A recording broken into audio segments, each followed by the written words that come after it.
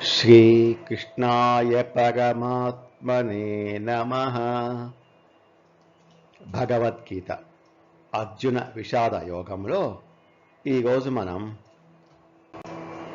37, 38 శ్లోకాలను తెలుసుకుందాము. 37వ శ్లోకం.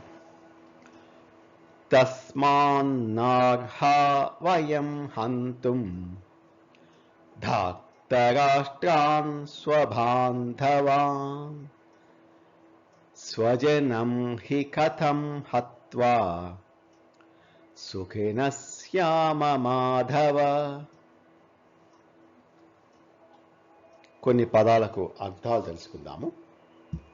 తస్మాత్ కాబట్టి, న అర్హ తగదు, అర్హత లేదు, వయం మనము, హంతుం చంపడానికి, హి నిజంగా ఎందుకంటే, కథం ఎలా, శ్యామ ఉండగలము, మాధవ ఓ మాధవ కృష్ణ. భావం: ఓ మాధవ కృష్ణ, కాబట్టి మన బంధువులైన ధృతరాష్ట్రుని కుమారులను చంపడం మనకు తగదు. మన సొంత వారినే చంపి మనం సుఖంగా ఎలా ఉండగలం? వివరణ: తన స్వజనులను సంహరించకూడదు అన్న అభిప్రాయాన్ని సమర్థించుకోవటానికి అయినా సరే అని 2 సార్లు ఇంతకుముందు శ్లోకంలోనే అన్న అర్జునుడు మళ్ళీ నేను వారిని సంహరించినా సరే అలాంటి విజయం నుండి ఏమి సుఖం పొందుతాను అని అంటున్నాడు. పోట్లాడటం, చంపటం చాలా మటుకు సందర్భాలలో పాపిష్టి పనే. అవి పశ్చాత్తాపాన్ని, అపరాధం చేసిన భావాన్ని కలుగచేస్తాయి. అహింస ఒక సద్గుణమని వేదాలు చెప్పాయి. మరియు తీవ్ర పరిస్థితులలో తప్ప హింస ఒక పాపము. కానీ 6 విధములైన దుర్మార్గుల నుండి ఆత్మరక్షణ అధికారం మనకు ఉంది అని మనుస్మృతి చెబుతోంది. సంపదకి నిప్పు పెట్టేవారు, ఆహారంలో విషం కలిపేవారు, చంపటానికి ప్రయత్నించేవారు, సొత్తుని కొల్లగొట్టేవారు, భార్యని అపహరించవచ్చినవారు మరియు రాజ్యాన్ని అన్యాయంగా లాక్కొనేవారు, ఇలాంటి వారిని చంపటం పాపము కాదు అని మనుస్మృతి పేర్కొంటోంది. ఈ పాపపు దుర్మార్గపు పనులన్నీ ధృతరాష్ట్ర కుమారులు చేశారు. అందుకే వారిని ఇంతకుముందు శ్లోకంలో ఆతతాయినః అని చెప్పారు.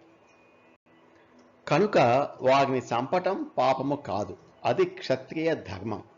అయినా కూడా అర్జునుడు మోహంలో ఏవేవో మాట్లాడుతున్నాడు.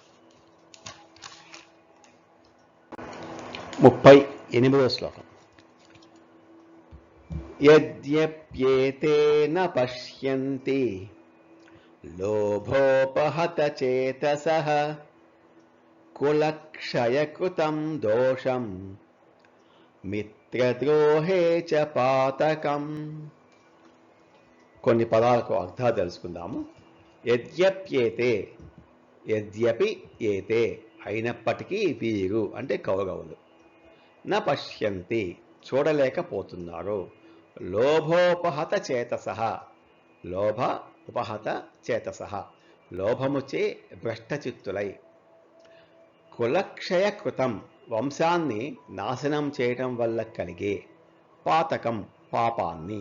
భావం: అయినప్పటికీ దురాశ చేత కౌరవుల మనసులు కప్పబడి ఉన్నాయి కాబట్టి వంశాన్ని నాశనం చేయడం వల్ల కలిగే దోషాన్ని మరియు మిత్రులకు ద్రోహం చేయటం వల్ల కలిగే పాపాన్ని వారు చూడలేకపోతున్నారు.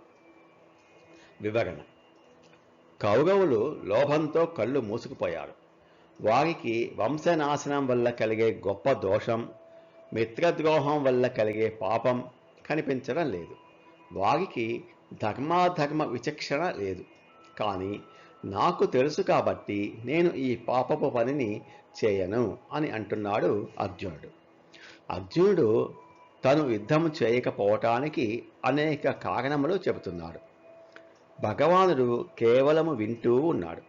ఒక వ్యక్తి మానసిక చికిత్సక వైద్యుడి దగ్గరికి వెళ్ళినప్పుడు ఆ వైద్యుడు రోగి యొక్క ఆర్తిని పూర్తిగా వింటాడు. ఆ వ్యక్తి యొక్క వ్యాకులత శాంతపడిన తర్వాత చికిత్స మొదలు పెడతాడు.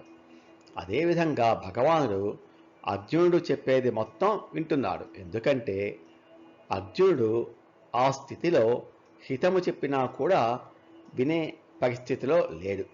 కాబట్టి అతని మనస్సు స్థిమితపడేంత వరకు వేచి ఉంటాడు భగవానుడు. నమో భగవతే వాసుదేవాయ. ఏతత్ఫలం శ్రీకృష్ణార్పణమస్తు. స్వస్తి.